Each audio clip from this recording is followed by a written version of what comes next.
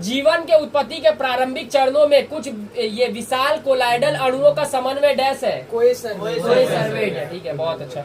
अगला क्वेश्चन देखते हैं, आधुनिक घोड़ा का खूर उसके पूर्वज के डैश संख्या के पादंगुली का रूपांतरण है, तीसरी। ठीक है, तीसरी संख्या था बीच वाली। अगला क्वेश्चन देखते हैं, उपार्जित गुणों की वंशागति का सिद्धांत डैश दिया था, लेमार्क ने दिया था। बहुत अच्छा। अगला क्वेश्चन, फिलोसफिक जूलॉजिक नामक प्रसिद्ध पुस्तक को डैश ने लिखा था, लेमार्क ने लिखा था। ठीक है, डार्विन ने क्या लिखा था, ओरिजिन ऑफ स्पीशीज। अगला क्वेश्चन, मछली के हृदय में डैश कक्ष होते हैं, कितना कक्ष होता है मछली में कितना होता है, 2 होता है, 2 कक्ष होता है। ठीक है। अगला क्वेश्चन, मनुष्य का मेरुदंड का अंतिम सिरा कॉक्सिक्स डैश अंग है, कैसा अंग होता है, कॉक्सिक्स अंग है। बहुत अच्छा। अगला क्वेश्चन, उपयोग तथा अनुपयोग नियम डैश द्वारा प्रतिपादित हुआ था, उपयोग और अनुपयोग लेमार्क द्वारा। ठीक है, लेमार्क द्वारा प्रतिपादित किया गया था।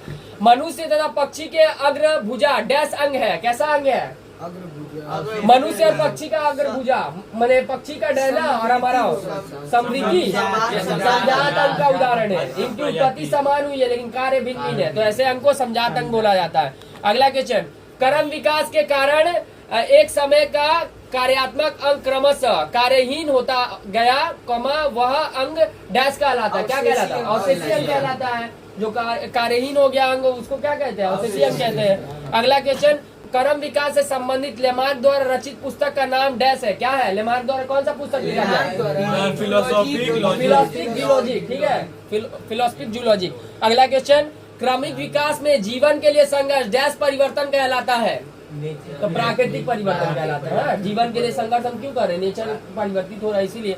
अगला क्वेश्चन देखते हैं, जीवाश्म के अध्ययन का विज्ञान कहलाता है, जीवाश्म विज्ञान कहलाता है। ठीक है, जीवाश्म का अध्ययन कर रहे हैं जिसमें उस विज्ञान को जीवाश्म विज्ञान कहते हैं। अगला क्वेश्चन, घोड़े के कर्म विकास का प्राचीन पूर्वज डैश है, ठीक है, बहुत अच्छा।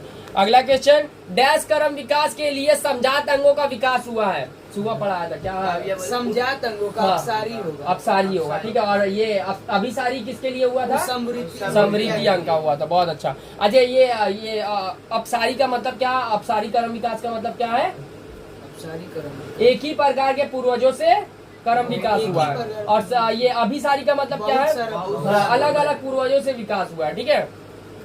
अगला क्वेश्चन देखते हैं, सुंदरी पौधा डैश में उगता है, कहाँ उगता है, नमकीन मिट्टी। अगला क्वेश्चन देखते हैं, कैक्टस की पत्तियां डैश में रूपांतरित है, टमाटो में रूपांतरित है। अगला क्वेश्चन देखते हैं, कर्म विकास से संबंधित लेमार्क द्वारा रचित पुस्तक का नाम है, क्या है, फिलोसफिक जूलॉजिक। ठीक है। अगला क्वेश्चन, सुंदरी वृक्ष का अनुकूलित डैश अंग है, सुंदरी वृक्ष का अनुकूलित न्यूमेटोफोर। ठीक है।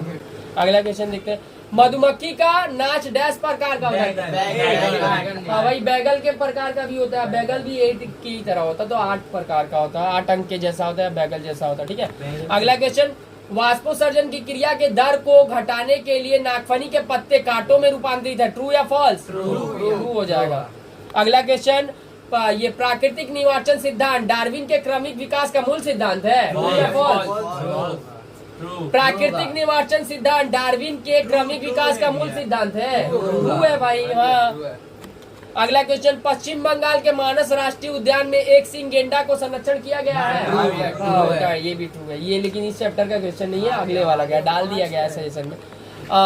सरल यौगिकों के बहुलीकरण से जटिल यौगिक का निर्माण होता है, ट्रू या फॉल्स, सही है भाई। जीव द्रव्य का मुख्य अवयव नाइट्रोजन है, ट्रू या फॉल्स, जीव द्रव्य क्या होता है, कोशिका के अंदर जो द्रव्य पाया जाता है ना, पूरा द्रव्य, उसको जीव द्रव्य बोला है। तो नाइट्रोजन इम्पोर्टेंट है उसके लिए, नाइट्रोजन तो इम्पोर्टेंट है भाई, प्रोटीन बनाता है नाइट्रोजन, तो नाइट्रोजन इम्पोर्टेंट है, तो ये भी क्या हो जाएगा, ट्रू हो जाएगा। अगला क्वेश्चन देखते हैं, उपार्जित लक्षणों की वंशागति का सिद्धांत लेमार्क ने प्रतिपादित किया, ट्रू है, बहुत अच्छा। अगला क्वेश्चन है, कर्म विकास के क्रम में, मतलब ये क्रम दिया हुआ कर्म विकास का, ये सही है या गलत तुमको बताना है। मछली के बाद सरीसृप, उसके बाद उभयचर, उसके बाद पक्षी, ट्रू या फॉल्स, ट्रू है,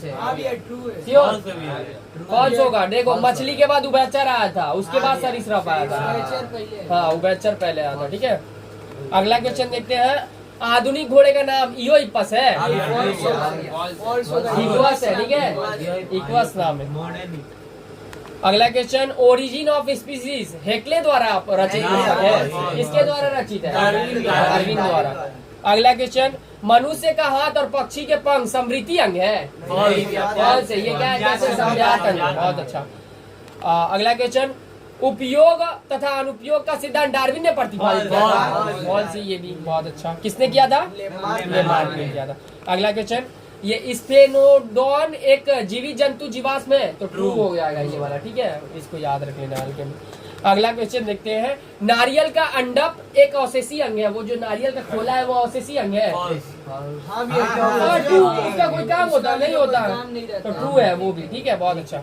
अगला क्वेश्चन, प्राकृतिक निवार्चन सिद्धांत डार्विन के क्रमिक विकास का मूल सिद्धांत है, वही सेम क्वेश्चन, ट्रू।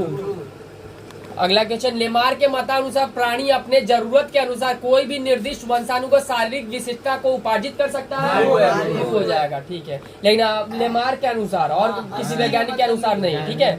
अगला क्वेश्चन, वात्स्य मच्छियों के श्वसन में सहायक होता है, वात्स्य वो जो स्विम ब्लैडर है वो मच्छियों के श्वसन में सहायक है, किसमें सहायक है? तैरने में सहायक है, हाँ, गहराई में जाने और गहराई से ऊपर आने में मदद करता है वो, ठीक है। अगला क्वेश्चन देखते हैं, मछली के स्विम ब्लैडर में लाल ग्रंथियां गैस अवशोषक अंग है, कौन है? रेटी मिराओलिया, ठीक है, मिराओलिया, ऐसा था नाम। अगला क्वेश्चन देखते हैं, समझात अंगों से किस प्रकार का क्रम विकास दर्शाया जाता है?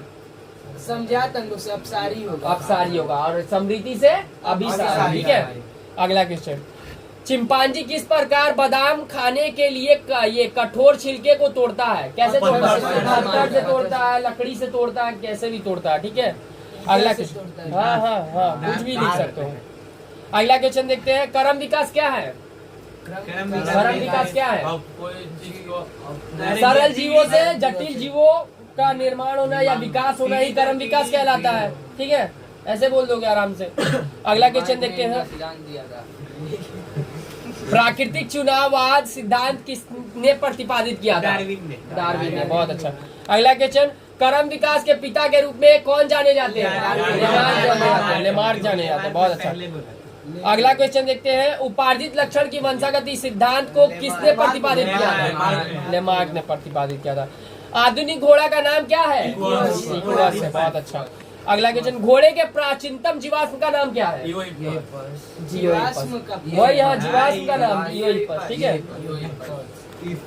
अवशेषी अंग क्या है? जो अपने काम नहीं कर जो ऐसा हमारे सजीवों के शरीर में एक ऐसा अंग जो अब उसके लिए कोई जरूरत नहीं है, उसका कोई काम नहीं है, वो अवशेषी अंग होता है, लेकिन इनके पूर्वजों में ये अंग जो था वो क्रियाशील था, ठीक है, हाँ। अगला क्वेश्चन देखते हैं, समझात अंग क्या है? उदाहरण दीजिए। समझात अंग क्या है? उसका समान है, उदाहरण पक्षी का पंख, हम लोग का हाथ, ठीक है, बहुत अच्छा। हाँ, चमगादड़ का भी पैटेजियम जो है वो भी, ठीक है, अच्छा, बहुत अच्छा।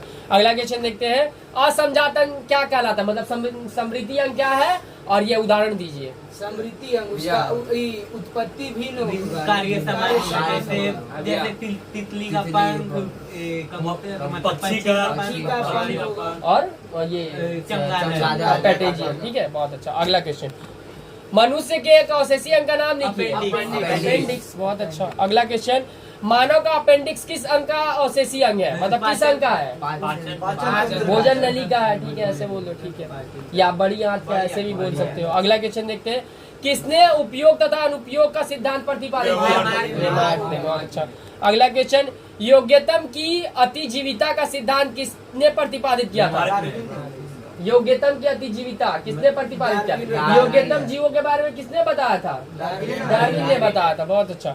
अगला क्वेश्चन, घोड़े के एक पूर्वज का नाम बताइए, कोई भी एक पूर्वज बताइए। इओहिपस, ठीक है। अगला क्वेश्चन, मनुष्य की आंत में अवशेषी अंग का नाम बताइए। अपेंडिक्स। अगला क्वेश्चन, योजक कड़ी से आप क्या समझते हो? अभी बताया था स्टार्टिंग में, योजक कड़ी क्या होता है? ऐसे जीव जो दो वर्गों के जीवों का लक्षण रखते हैं, उनको हम लोग क्या कहते हैं? योजक कड़ी कहते हैं, ठीक है। तो योजक कड़ी से, और ये इसका उदाहरण है आर्कियोप्टेरिक्स, ऐसे कुछ उदाहरण है, ठीक है, आर्कियोप्टेरिक्स ऐसा ही नाम है, आर्कियोप्टेरिक्स। तो वो कैसा होता है जानते हैं, वो कि रेप्टाइल्स की तरह भी रहता है और पक्षी की तरह भी रहता है।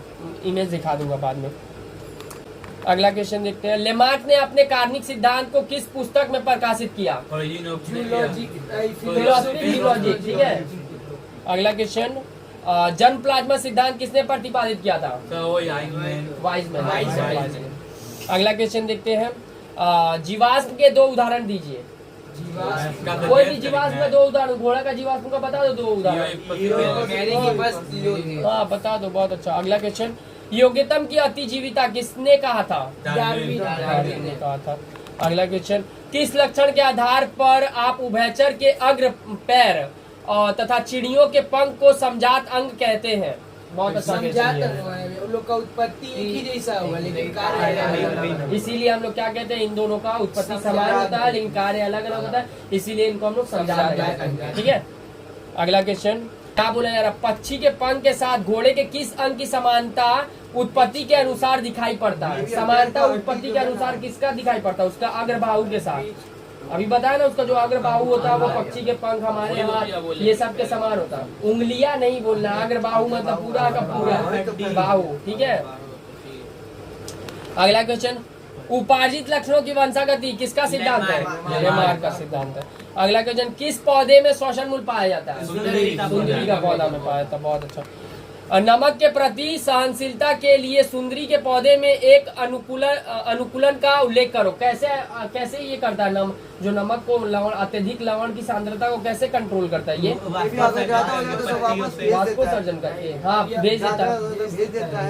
और इसमें क्या पाया जाता है? लवण ग्रंथियां पाई जाती है, जिससे ये अत्यधिक लवण का उत्सर्जन कर देता है, ठीक है। और इसकी कोशिकाओं के पास अत्यधिक लवण को सहन करने की क्षमता भी होती है, ठीक है। तो ऐसे एक अनुकूलन कोई भी लिख देना था।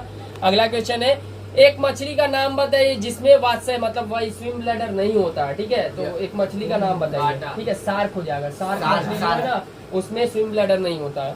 अगला क्वेश्चन देखते हैं, न्यूमेटोफोर किस पौधे में पाया जाता है? सुंदरी में पाया जाता है। अगला क्वेश्चन, एक पौधे का नाम बताइए जिसमें श्वसन मूल पाया जाता है। एक पौधे का नाम बताइए जिसमें श्वसन मूल पाया जाता है? सुंदरी का पौधा में। अगला क्वेश्चन, एक जंतु का नाम बताइए जिसके पैर में जाल पाया जाता है? हाँ, मेंढक हो गया, बत्तख हो गया। जाल मतलब देख रहे हो, उसका उंगली का साथ साथ और भी बहुत सारा कुछ है, तो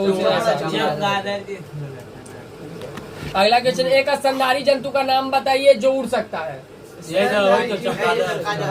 जो उड़ सकता है चमगादड़ होगा, ठीक है। उभयचर पौधे का नाम बताइए। उभयचर पौधा कौन होगा? जो जल में भी रहेगा, जलकुंभी होगा, जो जल में भी रहेगा और स्थल में भी रहेगा, ठीक है। अगला क्वेश्चन, न्यूमेटोफोर किस पौधे में देखा जाता है? पौधा में। कबूतर के ये वायवीय अनुकूलन में वायु कोश का एक कार्य बताइए। उनका बॉडी हल्का हो जाता है, ऑक्सीजन की आपूर्ति करवाता है। ऑक्सीजन की कमी होती है, जितना वायु कोश में वायु जितना ज्यादा ऊपर ऑक्सीजन भर के जाता है, जिससे ऑक्सीजन की आपूर्ति होती है। तो बस ऐसे ऊंचाई पर ऑक्सीजन की आपूर्ति होती है, और दूसरा क्या है, उनके शरीर को हल्का उड़ने में मदद करती है, शरीर को हल्का मदद करती है, ऐसा लिख देना। अगला क्वेश्चन, वाष्पोत्सर्जन रोकने के लिए कैक्टस के अनुकूलन अंग का उल्लेख कीजिए। अगला क्वेश्चन, ऊंट की कौन सी संरचना इसे डिहाइड्रेशन से रक्षा करती है? लेकिन यहाँ पे ना वो पूछ रहा ना, ऊंट की कौन सी संरचना है इसे डिहाइड्रेशन से रक्षा करता है? ऊंट में ऐसा कौन सा संरचना है जो उसको ये करता है? रेड ब्लड उसका संरचना अंडाकार होता है, ठीक है, इसीलिए।